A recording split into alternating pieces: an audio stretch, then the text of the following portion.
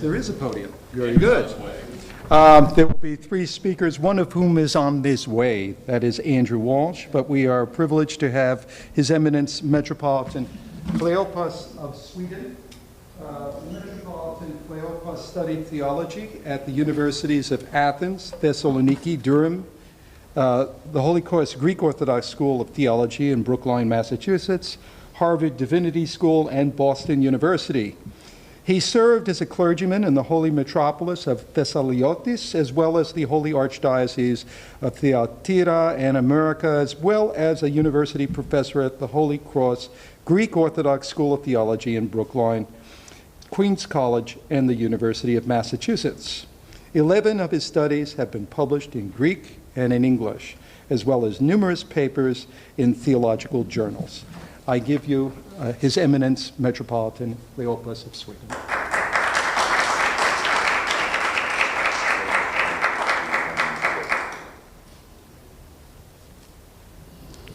Thank you, Father, so much for your kind introduction.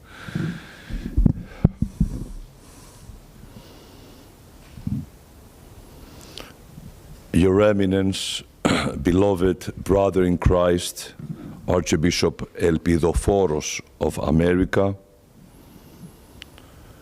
beloved brothers and sisters in Christ, members of the clergy, distinguished organizers, participants, and delegates, dearly beloved seminarians, brothers and sisters in Christ. It gives me great pleasure to join you today in participating in this historic conference, celebrating the centennial of the Greek Orthodox Archdiocese of America. As I look across this room, I see many familiar faces and long-time beloved co-workers in the Lord's vineyard, alongside whom I ministered in my 22 years of ministry here in the local Church of America. As many of you may know, the ever-memorable Archbishop Yakovus played a central role in the assumption of this diaconia and the formative years of my priesthood, because he was the one who made my arrival to the United States possible. Thanks to a scholarship he so generously provided to me, I was able to come and pursue my graduate studies at Holy Cross School of Theology, from where I began my priestly ministry here in the United States. During my 5-year tenure as Dean of the Boston Cathedral, I was blessed to have had the opportunity to study his ministry in depth and publish a book dedicated to it as part of the Cathedral's initiative to honor one of the most historic figures associated with Orthodox Christianity in America. As I researched through the archives looking for information and interviewed parishioners who still remembered him as their dean, I was astounded by how dynamic his pastoral work truly was. As I researched his ministry, thanks to the assistance of Ms. Nikki Calais, there were many instances where I thought to myself that his service at the cathedral alone would make a wonderful course for aspiring clergymen. In fact, I take this opportunity to make this suggestion here today. The pastoral ministry of Archbishop Iakovos, known then as Dean James Koukousis, would make an excellent seminar, and I believe that even students aside from our seminarians at Holy Cross would have much to benefit from studying it. His priestly diaconia is yet another legacy that Archbishop Yakovus left to the Archdiocese of America, and he clearly played an important role in preparing him to assume the helm of the Ecumenical Patriarchate's largest eparchy, leading it through the second half of the 20th century up to the doorstep of the 21st century. Due to time constraints, it is not possible to examine all the aspects of his dynamic ministry at the Annunciation Cathedral. Instead, I will limit myself to summarizing some example of the pastoral care he displayed for his parishioners. Next, I will briefly discuss his work with the youth, which ranged from overseeing their religious instruction in the parishes, all throughout the Boston area, to campus ministry and work with Goya. Finally, I will provide some examples of his active concern and support of the Ecumenical Patriarchate, especially considering that being a native of the island of Ivros himself, and a graduate of the Halki Seminary, he was nurtured by the life-giving milk of the Mother Church, and as a student empathized with the challenges it faced as well as anyone. We begin by taking a closer look at Archbishop Iakovos' pastoral ministry at the Annunciation Cathedral. One aspect of the pastoral care he displayed was helping to reconnect members of his flock with relatives from Greece or other states who were looking for them. Most of these instances involved persons from Greece who had contacted the Archdiocesan headquarters in New York to seek information regarding their relatives in America. The Archdiocese would forward the request to the Greek parish community to which the person belonged. Father Koukousis placed great emphasis on church attendance and his parishioners' participation in the sacramental life of the church. During his sermons, he would repeatedly stress how important and necessary it was that all the members of a family attend church together. He instituted the celebration of 2 divine liturgies on Sunday to better facilitate the needs of his flock. During the summer months, aside from the cathedral clergy used to celebrate the divine liturgy at the chapel in Nantasket, Massachusetts as well.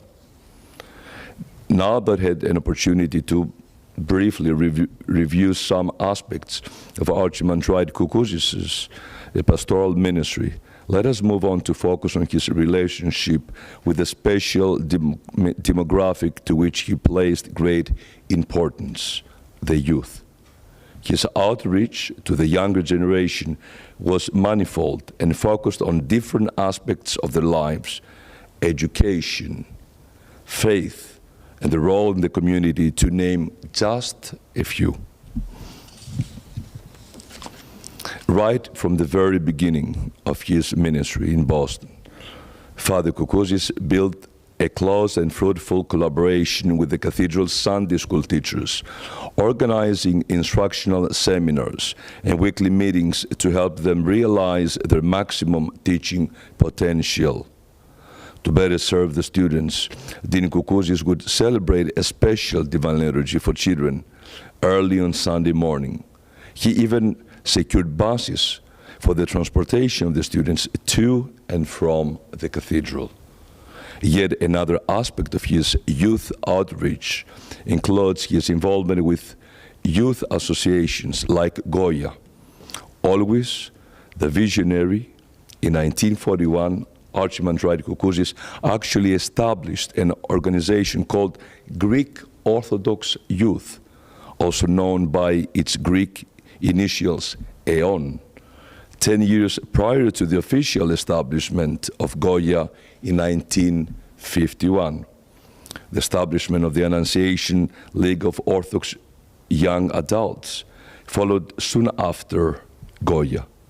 Some of the Annunciation League's regular activities included monthly meetings, lectures by local university professors, the screening of films, luncheons, auctions, outdoor events, concerts, splash parties, skating parties, ski weekends, dances, visits to the Harvard College Observatory, panel discussions, lectures, and national conferences. As I mentioned earlier, one of the most successful spiritually oriented activities he spearheaded were the youth Vesper services, which officially began in February 1951. Hundreds of young people from the surrounding area would attend, along with prominent clergy and academicians, would speak on areas of their expertise. The final portion of today's speech will examine the concern and active support that Archbishop Yakovus displayed for the ancient institution of the Venerable Center of Orthodoxy, the Ecumenical Patriarchate, from his position as a parish priest. As noted earlier, he was a faithful son of the Mother Church, and although he served thousands of miles away, like any son would live far from his mother, she is always close to mine and holds a central position in his heart. As a clergyman of the Ecumenical Patriarchate, where martyrdom has historically been a way of life and the most precious of victory crowns in the struggle on behalf of Christ's Church, it was only natural for him to become a Syngirineos, another Simon of Cyrene, bearing the Lord's cross on his way up to Golgotha. Athenagoras, the Ecumenical Patriarch, valued Iakovos' ministry and assistance so much that he had decided to take him back to Constantinople with him, offering him the directorship of the theological school of Halki and proposing his elevation to the episcopacy as his auxiliary bishop under the title of Bishop of Miletos. This offer clearly posed a dilemma for the dynamic Archimandrite. Yakov's love for his flock and dedication to his ministry in the United States led him to reject Patriarch Athenagoras' offer. It also appears that he was very committed to completing his ministry in Boston, to which we can attribute his rejection of other offers in the past, such as the deanship of the Annunciation Cathedral in San Francisco, the position of Chancellor of the Archdiocese of America, the directorship of the Missionary Center envisioned by Archbishop Athenagoras, and a professorship at the Halki Theological School in 1947. That's why the news that Patriarch Athenagoras approved Archimandrite Koukousis' request to travel to the Fanar to pay his respects came like manna from heaven. The opening sentence of Father Koukousis' letter expresses his deep desire to repair his relationship with the Patriarch. Quotations. I felt the joy of the resurrection greater this year, thanks to your paternal love and disposition to receive me on my trip to Constantinople. End of quotations. Ultimately, Yakovos' tenure at the Annunciation Cathedral and ministry in the United States would come to a pause in October 1954 with his elevation as Bishop of Melita. Despite efforts by many prominent Greek American figures, such as important benefactors like Thomas Anthony Papas and Charles Meliodas, to keep him in the area and see him elevated to Bishop of New England and Canada, something proposed after his previous election to the Diocese of Miletus. The Holy and Sacred Synod of the Ecumenical Patriarchate elected Archimandrite Koukousis as Bishop of Melita on December 17th, 1954, in response to a proposal that was made not by Archbishop Michael of America, but rather by Archbishop Athenagoras of Thyatira, who had requested that Father Koukousis be assigned as second auxiliary bishop to serve the area under his jurisdiction. Prior to this, Iakovos had resigned as dean of the Annunciation Cathedral to become director of the Holy Cross School of Theology in Brookline, Massachusetts on December 10th of the same year. Ultimately, the time had come for Dean Koukouzias to spread his wings and apply his pastoral gifts to a wider region, responding to the needs of the Ecumenical Patriarchate. I conclude my speech by paraphrasing the thoughts shared by Archimandrite Koukouzias during the Annunciation Cathedral's semi-centennial, which are equally fitting for the Archdiocese of America's centennial. It is not only the bells of the church that ring. The hearts of all of us are ringing and singing that, thank you so much, that ever joyful song of the perpetuation of our heritage, faith and spirit, which is reassured to me through the gesture of yours to speak at the Centennial Conference.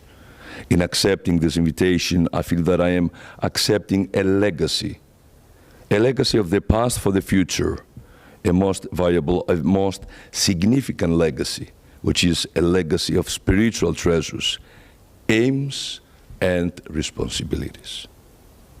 Addressing Archbishop Yakovus, looking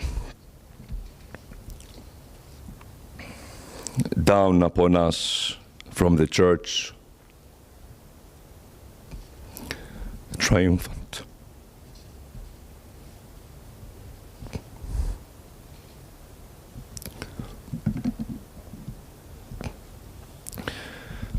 I would repeat his words and say, quotations,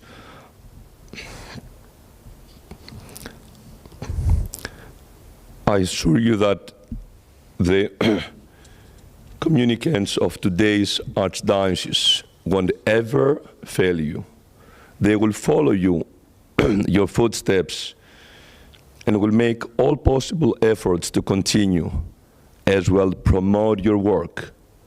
Your daring and creative spirit has become an integral part of our lives. Your soul is our soul. Your aspirations are ours. We'll pursue their realization with the same humility you showed during the first century of our local church's life.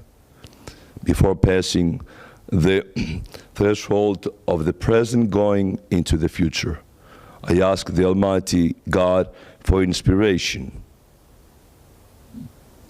We also ask the blessings and guidance of His Holiness Ecumenical Patriarch Bartholomew and the faith, loyalty, and love of you, my beloved brethren, so that as you chart the course leading to the Archdiocese's second centennial, you'll do so in wisdom.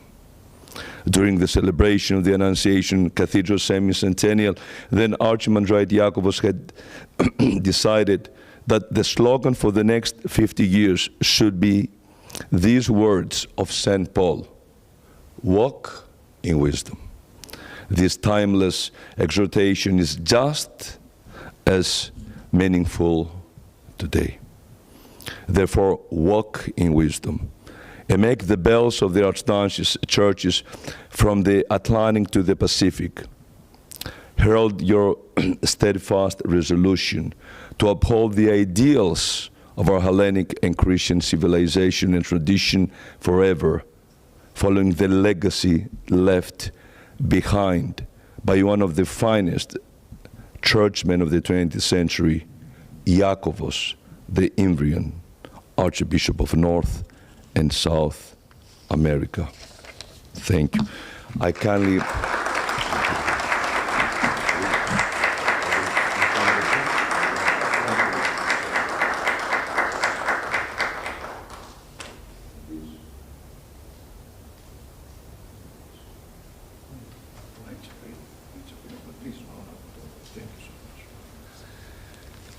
Thank you so much for the expression of love and kindness.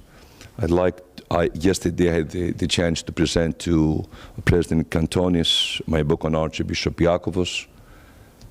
Thanks to the collaboration I had with this great man and great friend, Father Tony Vrame, that with the blessing to work together on a number of publications of mine.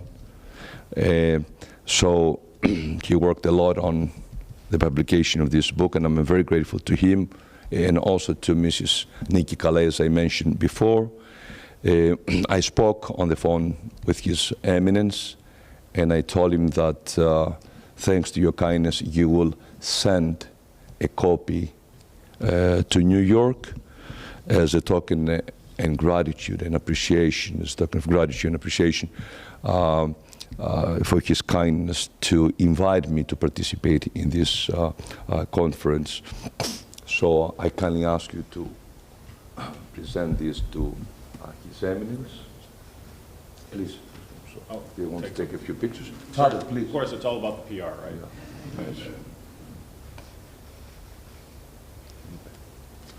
Yeah. And I'd like also to invite, I have so many friends here and old classmates and old professors that I respect so much, and it's a blessing to be with you for these days. It is truly a blessing. Classmates, professors, and I see that you are in charge of the school. And you do a wonderful job, and it's not a compliment for a very simple reason, because you studied in the school, you graduated from the school, you love the school. So that says a lot. So I'm very, very happy every time I hear that an old classmate of ours has been elevated to the episcopacy, or as a dean, or as a professor. That brings tears to my eyes, always. I want you to know that. So please keep us in our prayers. So, and I mention it because I'd like to kindly invite Dr. James Kedros to join me to present my latest study. It's the Patriarchal visit in Stockholm back in 2019. So, please, thank you so much. Thank you, Gino. Thank you so much. God bless you always. Thank you. And this copy, I think, since you decided to have Professor Alexandros Kitrev, yes, and he said yesterday how much he loved and respected Archbishop Yakovus. I think he deserves this extra copy, yes, for your future research. Okay?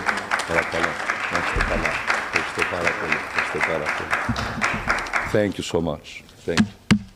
And I love to see Alex Mavradis. Alex Mavradis was the person in charge of the internet ministry of the cathedral. And he did so well, he was so dedicated that many people knew about the work of the cathedral during my ministry there because of him. So Alex, thank you so much. Of course, we'll see you on Sunday. We'll serve the cathedral on Sunday. And thank you all. My respect, love, and gratitude.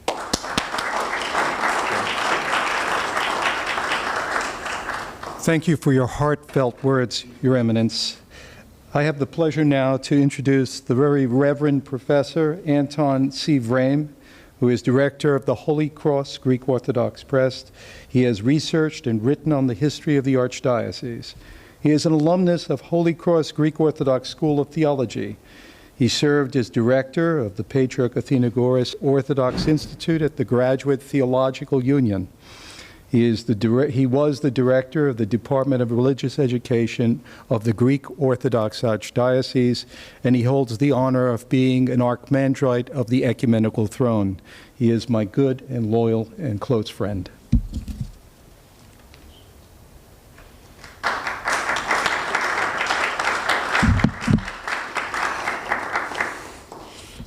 Thank you, Father Pat.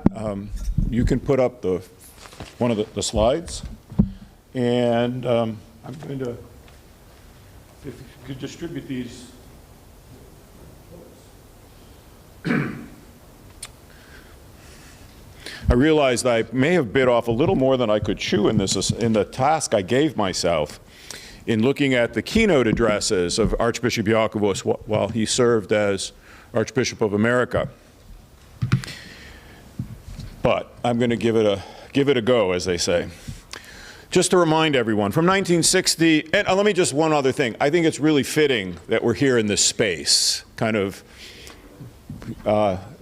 amidst all the artifacts that His Eminence collected as Archbishop and into his early, even prior to that. So it's an opportunity, so definitely take a look around. From 1960 to 96, Archbishop Yakovus delivered 19 keynote addresses to the clergy laity congresses of the GOA. As we know, these were held every 2 years. The keynote addresses served as a sort of State of the Union address, an administrative report on the life of the Archdiocese, and an inspirational address to the faithful, reflecting on the Church and the world at that time, as well as offering proposals to meet the needs of the Church at that moment. I was blessed to work with Archbishop Iakovos, along with the Reverend Dr. Demetrios Konstantelos of blessed memory, on the publication of the complete works, which was published from 98 to 2002. This is just volume 1. It's 6-7 volumes in total. But during that time, I was also able to speak with the Archbishop about the contents, especially of the keynotes. And then over the years, I've been fortunate to ask questions of close associates. Now, time does not allow for an analysis of each keynote. So in the interest of time, I'm going to offer some general observations about them with some specifics, and then highlight a few specific addresses. The handout you have is kind of my top 10 or so favorite quotes, and I think some of the more interesting quotes. And again, you just have to read them all. I mean, it's just, because one of the things it generally is, he's eminently quotable. But the first one, as the Archbishop himself told me, he wrote every word of these keynotes, asking his staff only to check a biblical reference or a detail so that he could be accurate. He wrote them in Greek and in English. I was told from the very beginning he delivered them all in English, with the Greek and English text being distributed immediately following their delivery. We remember the Archbishop as an exceptional communicator, and even in the printed words of the keynotes, we can hear his voice. His rhetorical style could deliver words in inspirational prose and with memorable phrases such as what you see on the screen. Our Church in America must not look backwards when God invites us forward. I mean, that's good rhetoric, right?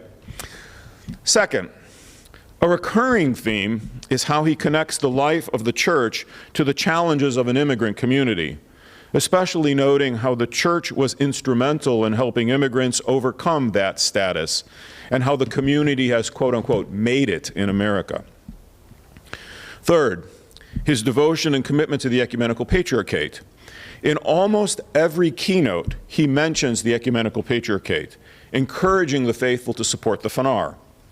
Now, there were representatives of the Ecumenical Patriarch at the clergy laity congresses, whether from the Phanar itself or one of the other eparchies, such as Australia. And of course, we'll all remember that His All Holiness Ecumenical Patriarch Demetrius was present at the clergy laity congress in 1990. Fourth, in the early keynotes, basically from 1960 to 1972, they deal with administrative issues of the Archdiocese much more heavily than later keynotes. They range from the financing of the Archdiocese to the activities of the bishops, to the adoption and implementation of the uniform parish regulations by parishes, the building up of institutions and ministries, in particular this institution, Holy Cross. Early on, he talks about money, from the money needed to operate an archdiocese, to operate the institutions and the parishes. He often mentions how much parishes are spending to build their facilities. From 1974 to 1980, the keynotes deal with the restructuring of the archdiocese, the new charter of 1977, when the archdiocese moved from titular bishops and districts to the creation of a synod of bishops and dioceses, the charter which remained in place until 2003. The latter keynotes, the later ones, are more reflective on the state of the church in the world, the spiritual life of people, moral and ethical concerns. There are few concrete proposals. As one observer said to me, after 1970, Yakovus was never bold. And when I talk about 1970, we'll probably know why. The 1986 keynote is an exception to this insofar as Archbishop Iakovos spoke about the ministries, the departments of the Archdiocese being reorganized in a new way. Of course, the 1996, the final keynote, was a reflection on his ministry. Fifth, throughout the keynotes, Yakovus continually tried to remind the delegates that the church, and importantly the parish, is not just an organization, but the body of Christ. He regularly speaks about the unity of the Archdiocese in the same light. He said, "Let me explain. It is a matter of life and death that the local church, the parish, achieve perfect spiritual organization." That was 1972. In 74, he said, "With sadness we must accept the fact that the relationship of the faithful is regulated by his own criteria. This occurs because he considers his parish as an organization and not the body of Christ. The faithful member who would try to view the parish through the prism of the mind of Christ would be vividly startled." Sixth, there are numerous calls to improve education in the life of the Archdiocese and our ministry to young people. Religious education, Greek education, the educational institutions such as Hellenic College, Holy Cross are repeatedly discussed. He speaks glowingly at improvements such as the accreditation of HCHC, the steady improvement in the faculty, and the quality of clergy being educated there. He calls for greater action in Greek education and religious education at the parish level. But he critiques as well. This is a quote from 1972. "Catechetical instruction, the sermon, the administration of the sacraments as these presently exist, do not seem to satisfy their spiritual requirements. We of the first and second generations, more or less creatures of tradition, accepted our ethnic and religious identity by inheritance, so to speak. We took it for granted. The youth of our time, our own children, not accepted, take nothing for granted. They demand explanations for everything that concerns them. They are satisfied only when given a logical, theological, and teleological analysis of their faith." Seventh, and this is just something you have to be aware of, some things that are not discussed. And there were two in particular that really stood out for me. Despite all of the emphasis we give today to his participation in the March on Selma, he never talks about it in the keynotes. Just absent. Second, despite all of the behind-the-scenes knowledge and his activity on the issue of Cyprus, particularly after 1974, he never talks about it. In the index, you'll see there's one reference to Cyprus, and that's because somebody was visiting the Archdiocese. It just doesn't feature into it, and yet that's so many of the things that we associate him with. So with these 7 things in mind, let me point from some keynotes that I think are more noteworthy than other.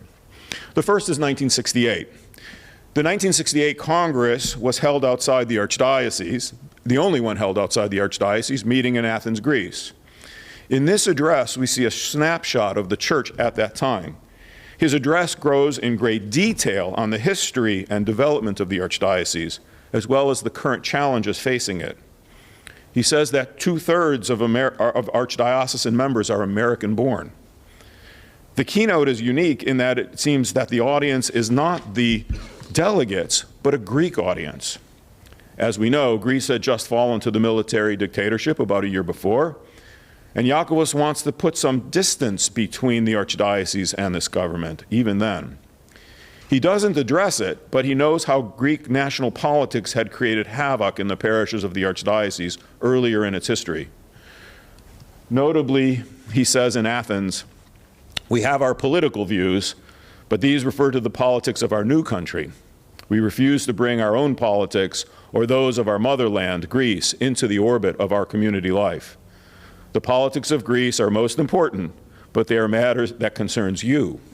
Greek politics belong to you, Greek citizens. 1970. I believe that the 1970 Clergy Lady Congress will always be dealt with in the history of the Archdiocese because of three issues Yakovus raises. First, the language issue, that is the translation of the services into English. Second, the autocephaly of the OCA. And third, Iakovos' use of the term autonomy and how the Archdiocese will need autonomy at some point to deal with local reality. As we know, from that Congress in the July of 1970 till the autumn of that year, Yakovus was under attack by the Greek language press, Greek communities, including even the junta in Greece, as a traitor to Hellenism, to the point where he reports in his autobiography that he felt he may have to resign from his position. Yakovos introduces the subject with a discussion of the currents around him in the church at that time: radical adaptation to American life or holding on as is. He says that religion is not simply a matter of language. But he proposes that a new translation of the Divine Liturgy, one prepared by Father Nikon Patriarchos, be authorized for use in parishes where needed. The liturgical committee, under the leadership of Bishop Timothy of Rodostolon, would review and make a recommendation. Iakovos says that the same process would be used for sacraments. This proposal must be seen as building off the proposal of 1964 in Denver, which authorized certain elements of services be done in two languages.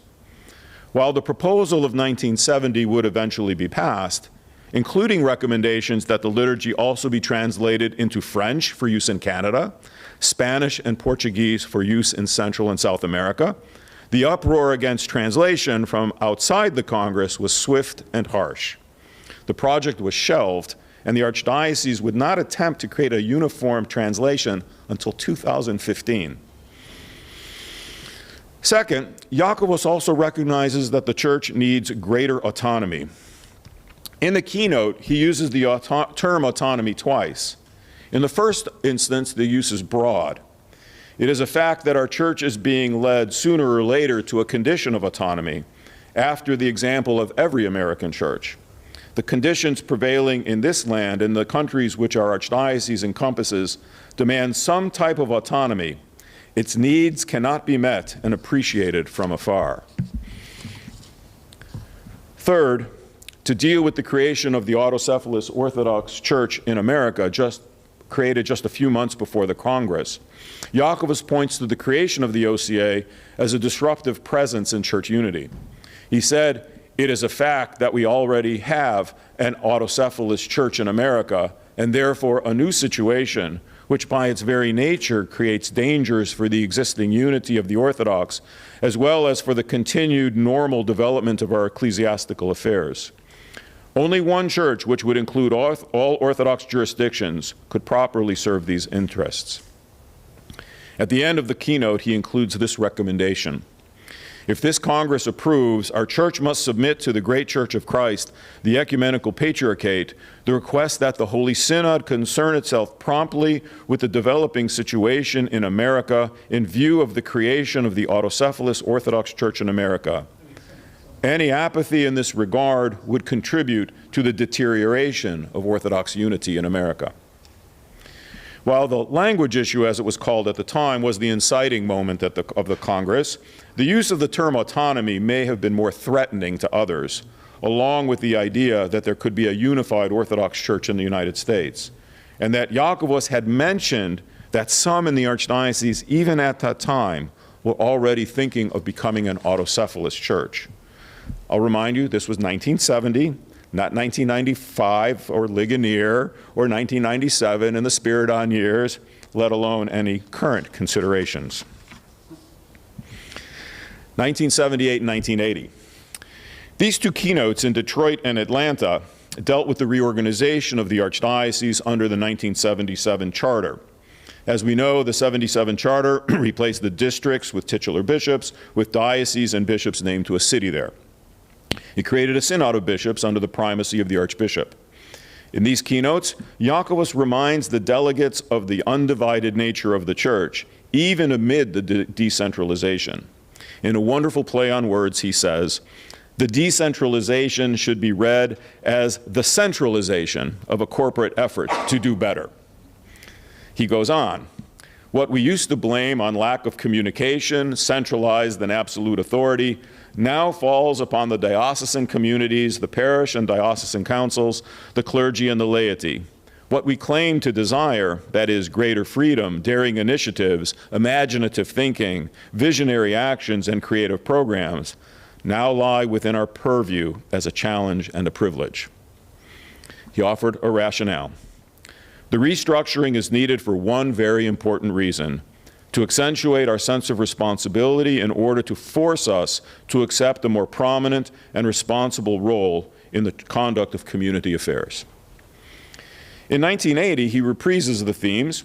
The charter is the official map, this is a quote, which charts in detail our journey toward a forceful spiritual, ecclesiological, and theological presence of orthodoxy among the other religions of this hemisphere, a presence which in essence will be an eloquent witness to the teachings and mission of orthodoxy in this geographical setting. In this keynote, he also rises to the occasion, reminding the audience of how far the community had progressed. We exist among the other churches with a living image which evolved after many travailing years of trying to rise from the realm of obscurity to the forefront of American life.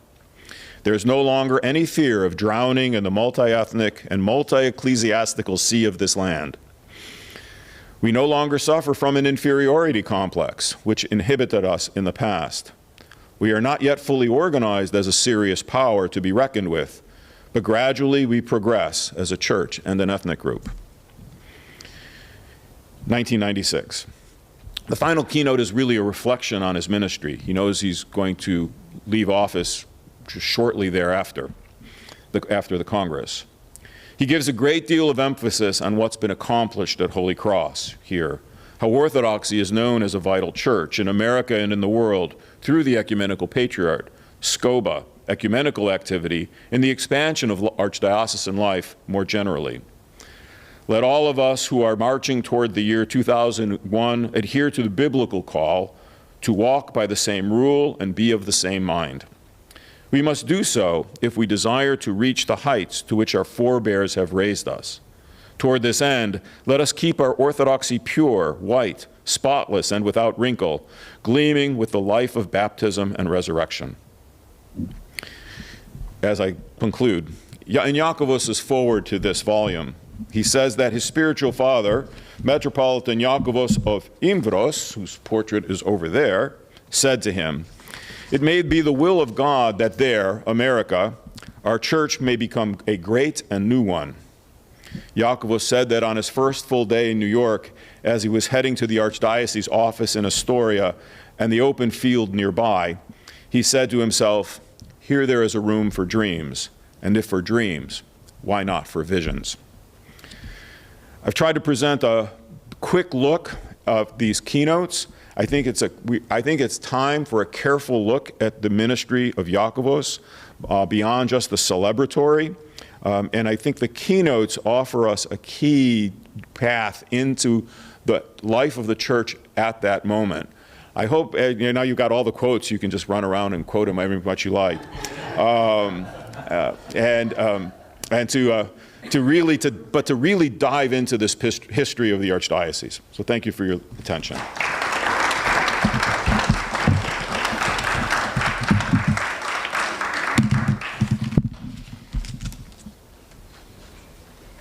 Thank you for a very insightful lecture, Father Frame.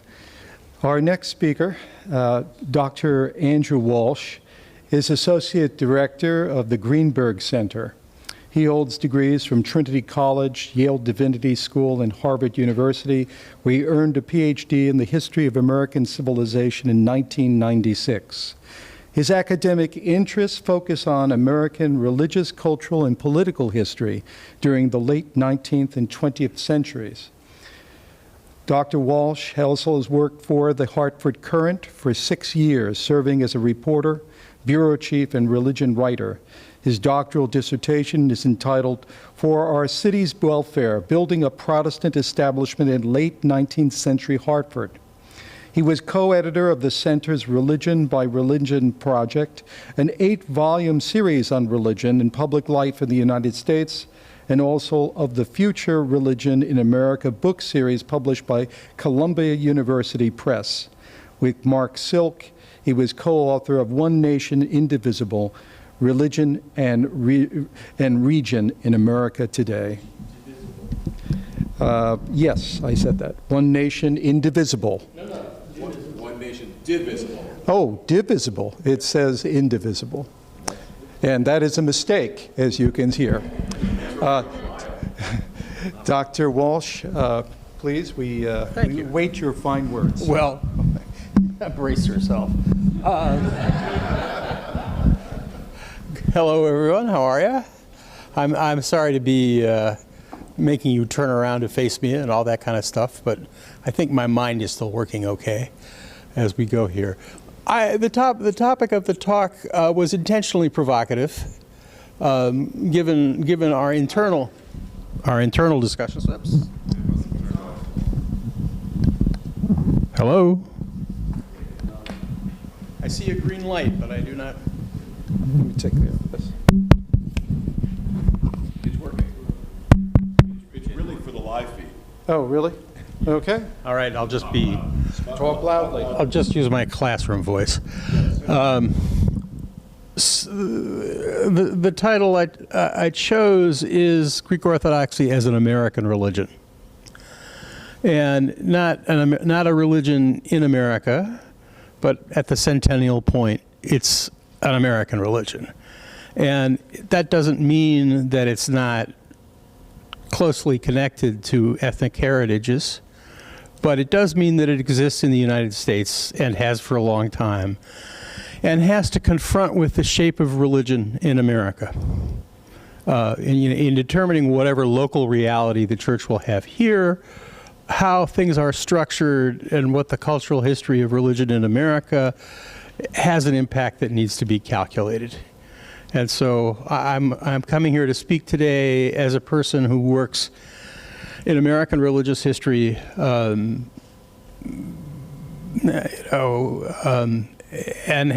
also sociology, probably, it's fair to say. And so I think that it would assist the church if it thought more publicly and openly about the American reality and what it means to us.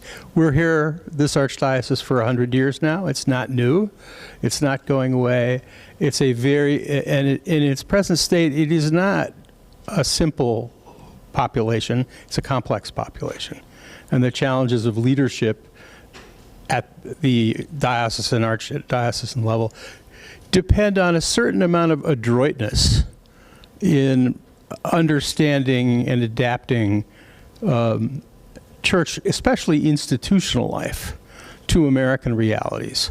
I don't see this as betrayal. I see this as mission work. However, it's fairly true that almost all of our archiepiscopal leaders, including our current Archbishop and Archbishop Spiridon, have come to America with a very particular view of what's going on here, and a set of concerns about the fidelity of the Orthodox faith in America. I think that their especially Archbishop Spiridon's lack of sympathy for the church's experience in America cost him fundamental problems of misunderstanding what the major issues are. So here's the way, American religious historians look at this sort of baseline realities, which are formed at the end of the 18th century when disestablishment of religion grinds to a halt in the United States, in a vision which is designed to give religious freedom to Americans. In stage one, this is pretty much designed to tolerate and defuse American Protestant religious tensions, one group to another. But it survives the challenge of the arrival of the Catholic Church, a Jewish population, many, many immigrant groups from Europe. Some of them, like us, are seen as coming from across the Pacific, which is unusual, but not really the main story in American Orthodoxy. And despite what Matthew Namey said yesterday about Archbishop/Patriarch Athenagoras' great enthusiasm for the American project, if you look at him as Archbishop inside the Church, he and all other leaders are deeply concerned with preservation of Greek as the language of the community, fear about what being a non-orderly religious environment will look like, and the problems of legitimacy as far as he's concerned. So I think of this as a kind of pervasive anxiety of leadership coming from outside the United States to minister in the United States. And I think it's encapsulated best by a remark that Father Athenagoras Kokkinakis made in the early 1940s in the Orthodox Observer, then a sort of magazine designed for clergy. He described the situation of churches adrift on the ocean of America. And so that sense of not knowing what the deal is a kind of immigrant sense of America. However, it's a distinctly clerical or episcopal sense. I'd argue here that lay people felt very little disorientation in the United States in the early decades of the immigration, and in fact adapted enthusiastically to the thing. By and large, it is not they who rebelled against hierarchy, it's the fact that hierarchy did not exist for many decades in the United States. When the Archdiocese was founded, there were already 200 parishes in the United States. This is just the Greek Orthodox population. The Russian story is somewhat different. The Antiochian story is different. But basically, in my sense of the early history of the Archdiocese is that lay leadership was kind of chaotic. Is that a question or? No, okay. But lay people liked it. And it responded to the deepest truth, which is that religion in the United States is voluntary. It's a voluntaristic culture. And what that means is people have to choose in, and energy and financial support comes from the bottom up, not from the top down, which is a more familiar kind of situation to state church kinds of structures. And that voluntarism continues to work its way out in many ways, but it's safe to say that at every stage of evolution, laity in this country, and often many clergy, have welcomed participation in church decision-making and organizational matters. That's been a very complex negotiation, especially if you look at the history of the church as the history of the archbishops. And, that tension between local and lay financed and supported churches reoccurs over and over and over and is as defined as a problem, especially on the hierarchical end of things. I don't, and usually the response of the archbishops who have tough jobs and many challenges, among them financial challenges, has been to think of Orthodoxy, sort of off the reservation as a kind of congregational, entity in its reality at the parish level. I think that misreads things. I think that American voluntarism is not Protestantism. It's a Protestant solution to the thing, which allows religious freedom. So no one is making Americans in any religious group, from the government anyway, do any particular thing. This realm of conduct is perceived as a realm of non-intervention by the government. So reality A is and it's a daily reality for priests, you've got to get the folks in. They have to choose, they have to maintain it. Now this isn't a horrible reality, but for people coming from national Orthodox cultures in Europe or ethno-racial ones, it's a big adjustment. And it's also been the case that lay people have shared the concern throughout the time for the survival of Greek and for Greek identity and for celebration of Greek heritage. I don't see that as going away, and I see that as usually as a basis for collaboration rather than conflict. But it often turns out to be conflict. And questions like, how do we run institutions that are adequately funded, say this one, in a context where many lay people are not especially trustful of the church as an economic actor, and many want representations of lay contribution or authority in this kind of organization. So it just keeps on coming up and up and up and up and up. So complicating the voluntarist reality of the church at the ground level in the United States is a sort of counter-trend. And one of the evidences of Americanness in the history of the Orthodox churches in the United States is it's been a pretty litigious kind of culture. People have sued each other vigorously. And all of this gets connected, especially in the Russian Balkan churches, with the obstacle of communism and divisions by Americans about who to stay in or how to stay out. So for the Orthodox, there's also an absolutely firm Supreme Court precedent from 1976 called Serbian Orthodox Diocese versus Milivojevic. Have you heard of this? Okay, some yes, some no. What it means is that in solving the disputes of Serbian Orthodox who are bifurcated into several politicized groups, the Supreme Court ruled that the valid authorities for for settling and defining internal kinds of issues are the patriarchates of the home countries.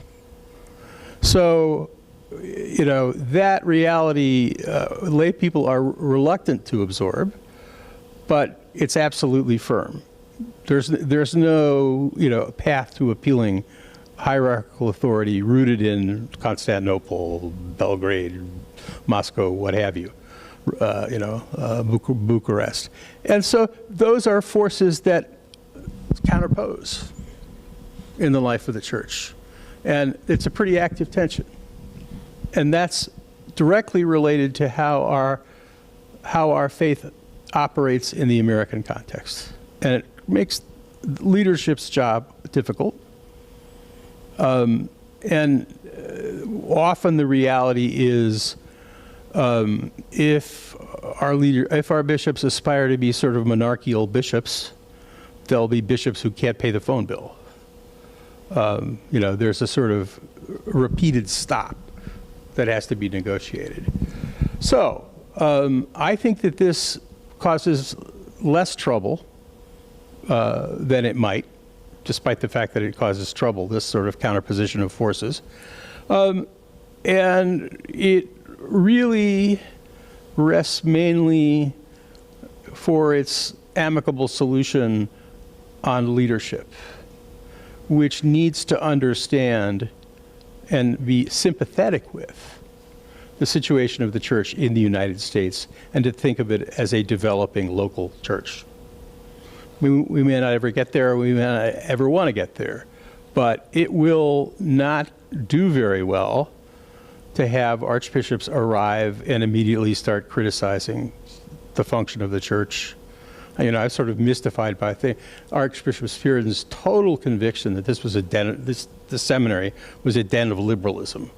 But it came up over and over and over again, and his preferred solution was to clean house, and that just didn't, that trod over a whole series of things, including ideas like academic tenure, which are vital to the academic reputation of the place. So there's a really serious issue here. However, turning sort of more inside the Orthodox tradition, I'd say it's important to remember that there's not one formula for choosing leadership, not one formula for structuring the local life of the church in the history of Orthodoxy, or even in the current reality of Orthodoxy. In Cyprus, they literally choose the chosen one at the polls in the local diocese. That's a kind of collaboration. The Patriarchate of Constantinople from 1860 to the 1920s itself involved clergy and laity in the so-called mixed council, which is kind of a genetic influence on our clergy-laity kind of system. And priests and lay people participated in the election process in Constantinople and in the governance of the church, at least for those years. And before that, the Fanagiotis played an acknowledged structural role. So our larger situation is a patriarchate under desperate pressure in Turkey. Defines survival not as revival of the Christian population of Turkey, but as finding a way to exist in the current laity-free zone of the Turkish part of the Patriarchate, and it really increasingly defines its role in the world as based on a kind of globalized church, which it controls. This is the Synodal Reorganization of 2004, 2005, which really represented a big break in the way that the church organized things. And, the policy of attempting to re-centralize authority in Constantinople came before that reorganization. It came with Archbishop Spiridon and the decision to disassemble the Archdiocese of North and South America into more manageable components and to avoid creating more Yakovus figures. So that's, I guess, my controversial thing. What I'd also want to contribute briefly is something that's increasingly familiar to you, and that's that the Greek Orthodox Church is composed of first-generation immigrants and fifth-generation immigrants and unethnically related converts who are sometimes ideological converts and sometimes marital converts. I've got 3 minutes. So 3 minutes is not enough, but we'll talk later if you want to. What I'd say here is that the United States, the Greek Orthodox Church in the United States, as other Orthodox churches, doesn't only deal with a religious culture formed in the United States by the separation of church and state and the Bill of Rights. Things change. And an earlier formation of religion in the United States, dating really from the end of the 19th century to the middle of the 20th century, assumed that it was factually normal for people to be born into a religious group and to remain in it their whole life. So by the 1990s, that was clearly no longer happening. Doesn't mean no people made those kinds of decisions, but increasingly what's valorized and understood as normal and desirable in the United States, and which is not anti-religious as a kind of general point of view, is the sense that legitimately individuals make choices about whether there's, not religious, spiritual but religious, or members of groups. And in the religious culture that we've existed in since at least the 1990s, we need to attune ourselves to this reality, and that we need to emphasize much more individual choice, which is a danger of maintaining a heavy emphasis on the homogenia and group choice. There's a real tension there in which we are decreasingly lined up right. What I'd also say is that there's another factor of recent development, and that's that political polarization has affected the whole culture. It's increasingly evident that people as individuals make their religious choices in this polarized culture, and there's increasing sociological evidence that religious identity follows political choice and is based on it in the United States. So that's hard for us to wrap our minds around. But, the verbal violence associated with lay people and others judging very negatively their brothers and sisters on the internet is the kind of climate we're headed through, and requires a pastoral ministry both at the parish and the diocesan level that really knows enough about how things work in the United States to discern properly what to do. And that will be my last word. Thank you. I'll get the microphone over to you if you'd like to respond to something. We have now time for some discussion. Why don't you bring the microphone stand here? Okay, we'll be glad to do that. We now have some time for discussion, and I would like to get things started by asking a quick question of our panelists, which is, would you describe Archbishop Yakovus as an American bishop? We sometimes use this terminology in the Greek Orthodox Church. I'm Greek, and then we have the Americans, meaning I'm Orthodox, and then we have all the others. Would you describe Archbishop Yakovos as an American bishop? Sure, yes. He definitely saw himself as an American citizen. He was certainly a patriot. I think a very telling moment that I know of from my friends in New York. On September 11th, he was devastated by the event, as all of us were, and his reaction, amongst others, was to hang an American flag from the door of his home on that day. And of course, his home at that time was on the Westchester Country Club property. I mean, it's lovely space, all that stuff. And I think that was kind of this knee-jerk reaction of patriotism that I think everybody felt. But he as somebody born in Turkey and Greece, as a Greek citizen, although a Turkish citizen, as a Greek, but I think he instinctively felt himself as an American. Now, that doesn't mean he discounted who he was as Greek, but he was definitely saw himself as an American.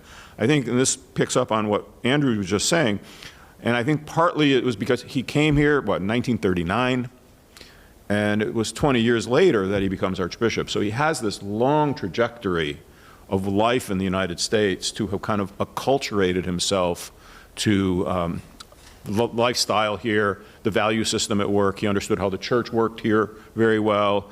He was a Red Sox fan. I mean, we still put a flag on his grave right here, when they're doing well. I mean, it's those kinds of little symbolic, they sound kitschy, but it's a symbolic thing of how he saw himself. So I would say yes. Anyone else have any of the other panelists? In a uniquely valid American way, he was an American, and liked and approved of the culture, understood the experience of his people who were, by the time he arrived, tending towards being second-generation Americans. And he chose to be an American. He identified with the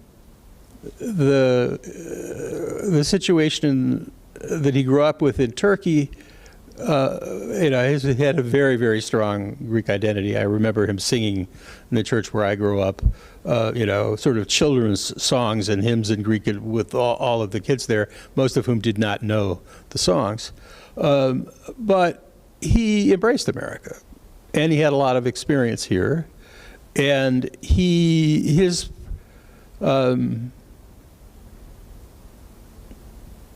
had projected a warmth in both directions, which I think was that of many Greek immigrants to the United States. And I don't think he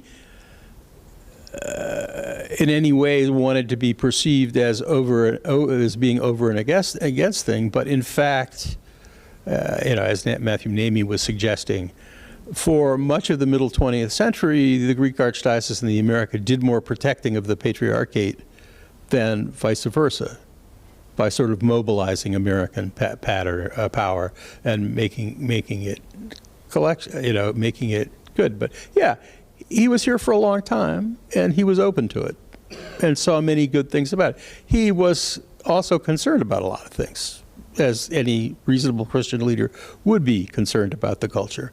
But there's a real hyphenated identity among many Americans. And in his time especially, the culture was approving of Greek immigrants, not disapproving, which had been the case earlier. And the other Orthodox, and especially the Slavs and suffered from negative affiliation with communism, which we didn't have. That was not a burden placed on us or on him. Dr. Skedros, you have a passage. So just a clarification, what brings Archbishop Yakovus to America, or who brings him? What's the context in which he arrives? And you may have said it, Your Eminence, and I missed it, but could you reiterate that?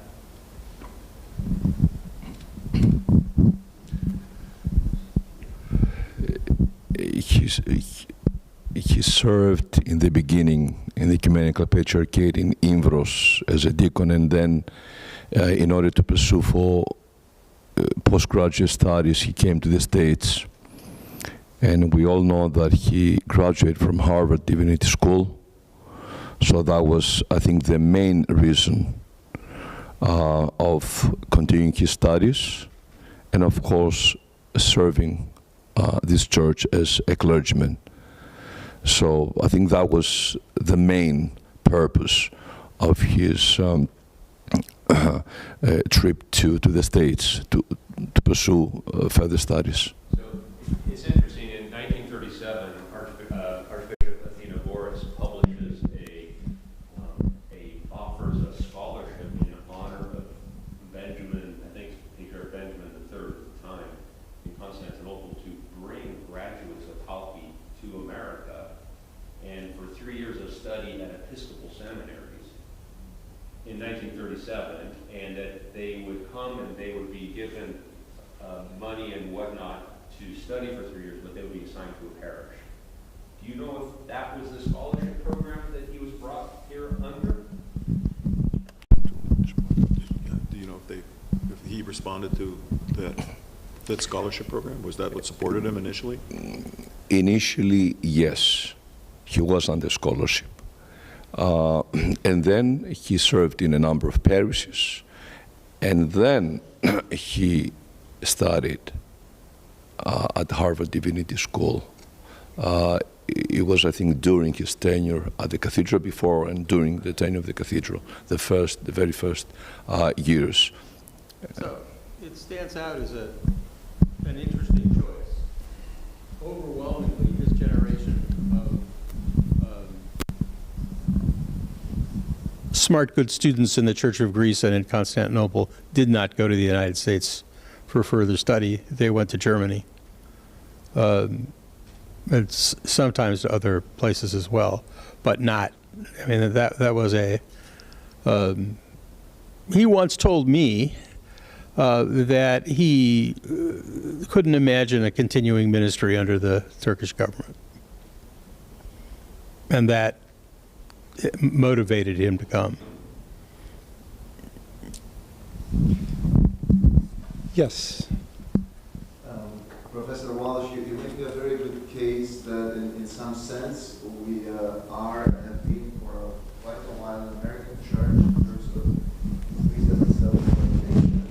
At the same time, you pointed out that there was always a tendency to reestablish from the top another mode of being, which is very hierarchical, not just in terms of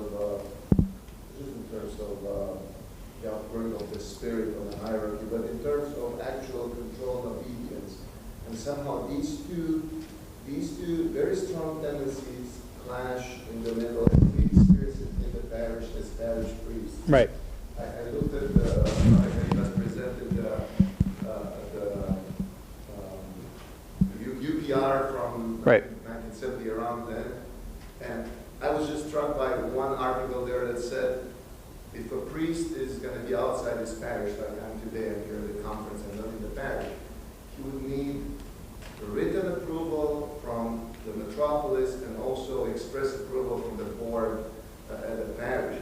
So while there was freedom always at the bottom, this freedom was not extended to the clergy. The clergy Right. had to be controlled. So I mean, we have this rupture in the middle, and I think Archbishop Yakovus saw this problem and was trying to move past that. Well, how can we move past these two things coming and clashing in the middle? I think that the 1964 UPR is a turning point in the history of the church, away from sort of endemic tension and conflict between hierarchs and laity. By that time, there was a kind of educated generation of Greeks, and a set of Greek Americans who understood the value of a well-functioning archdiocese, and an effective seminary, and a series of other kinds of institutions. And so the UPR of 64 really lays out a kind of an orderly process of parish life that gives all sides something. And it often what it gave the priests was much more support as the leaders of the parish, with considerable authority of their own. It gave one of the objections of many Orthodox in the world to everything is that it insists that the Orthodox world never changes. That's not true. And in the United States, laity have been effectively allowed a kind of voice that it doesn't have elsewhere. And that's connected to the reality that they support the church and founded the church and keep the church going. But it's a change in how things are understood. No one is any longer saying, geez, we really shouldn't have parish councils.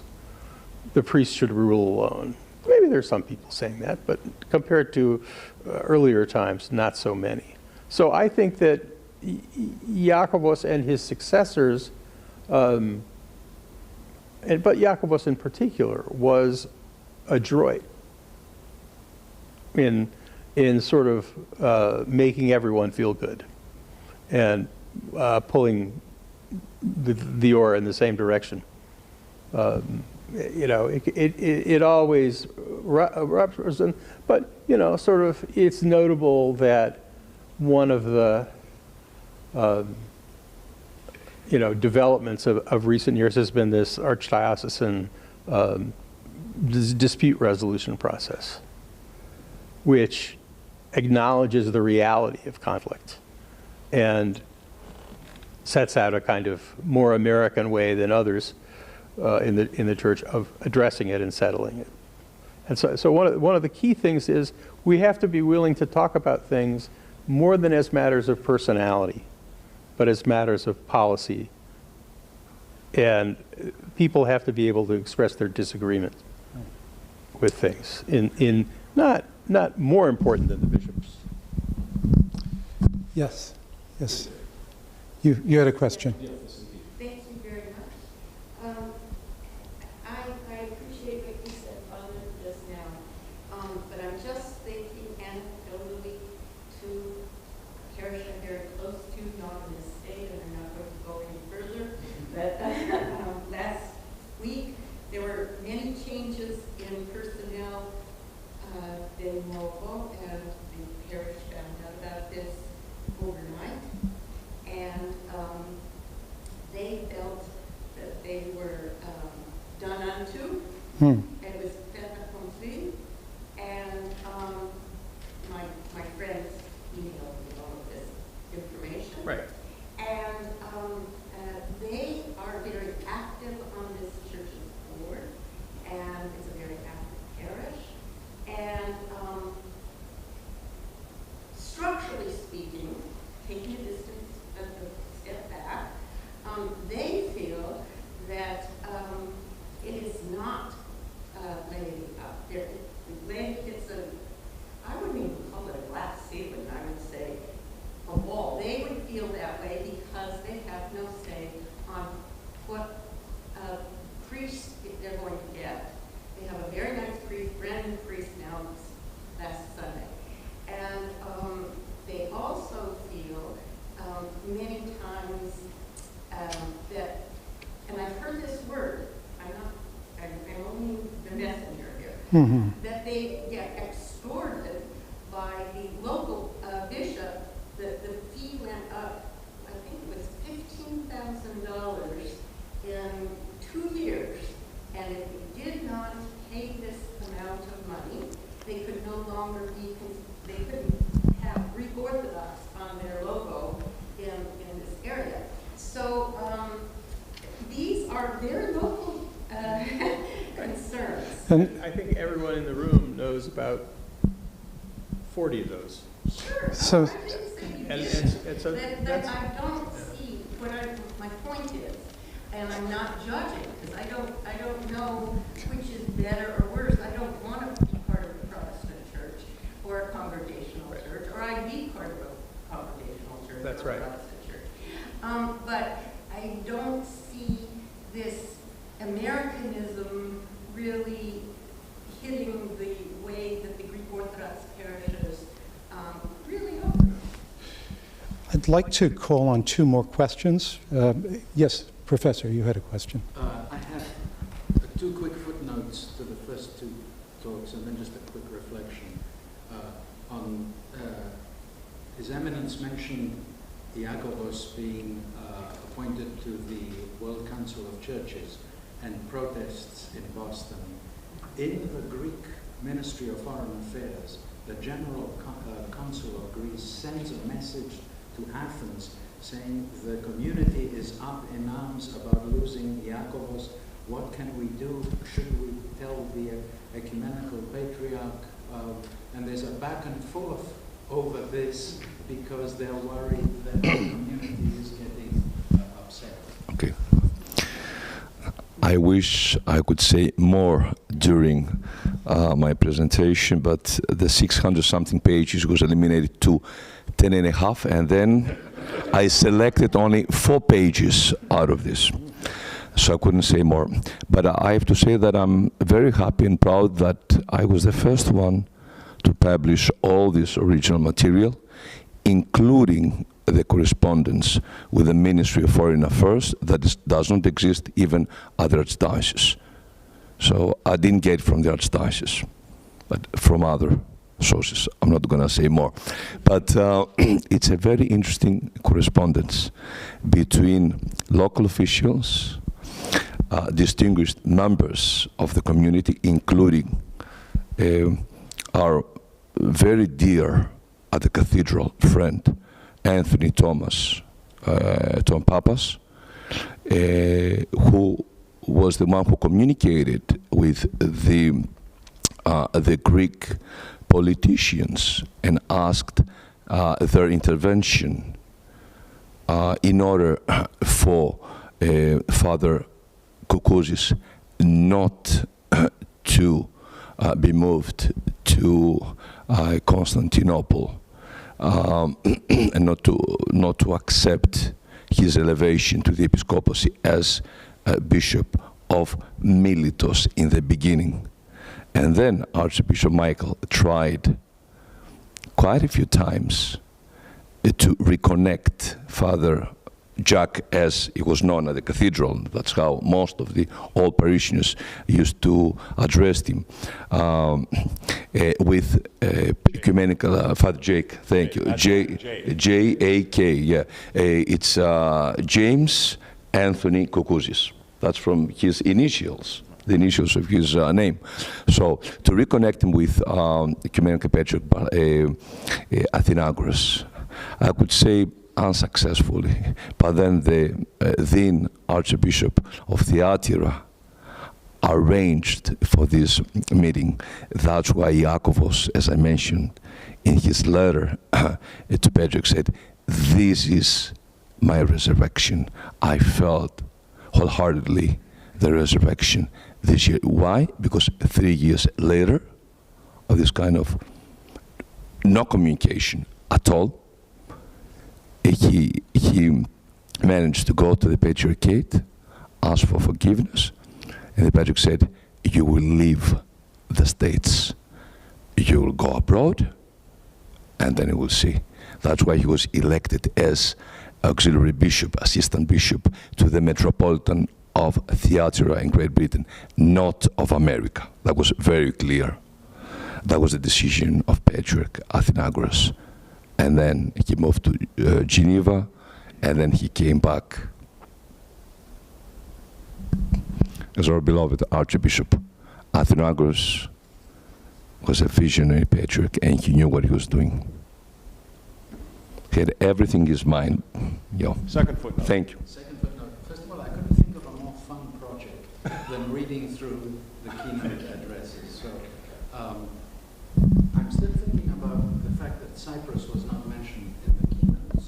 And I've realized that he mentions the so-called Greek national issues in his messages on March 25th. Right. And sometimes even October 28th, which doesn't have anything to do with Turkey, but he includes that. Yes. So he does, he seems to, and I'm still thinking about this, that it's the clergy laity, his keynote doesn't do it. Yeah, and again, you think in the practicality of that, the keynote, he has an audience of 1,000 people in the room that he could motivate and mobilize in a particular way. I dare say it, being a parish priest myself, when we get encyclicals, we go, oh, that's nice.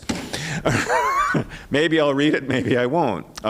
Maybe I'll pass it around. But the attention to an encyclical, probably even then as now, is less, I think, has less gravity when it shows up in your mailbox as 1,000 people sitting in a room, because he did have such a way of, as they say, you could sell ice to Eskimos, right?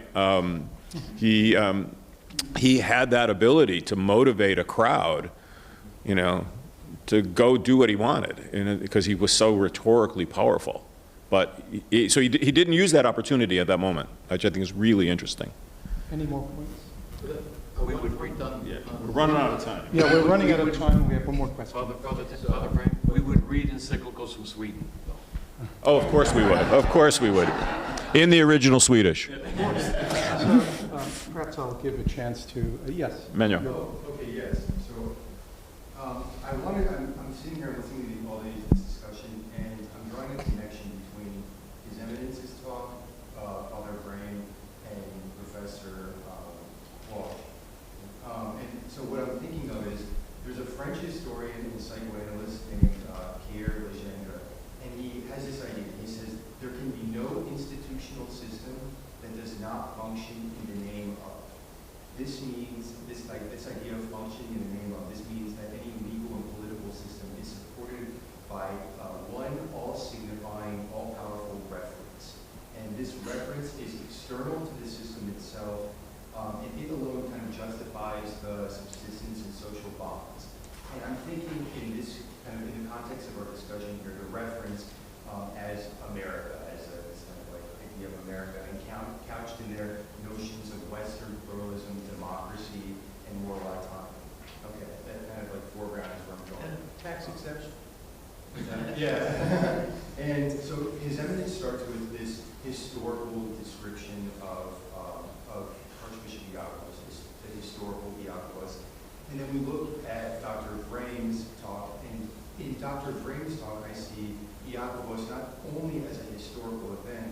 but as a discursive attitude and a symbolic accumulation, and one that becomes or has become this a metonym for this reference point of America.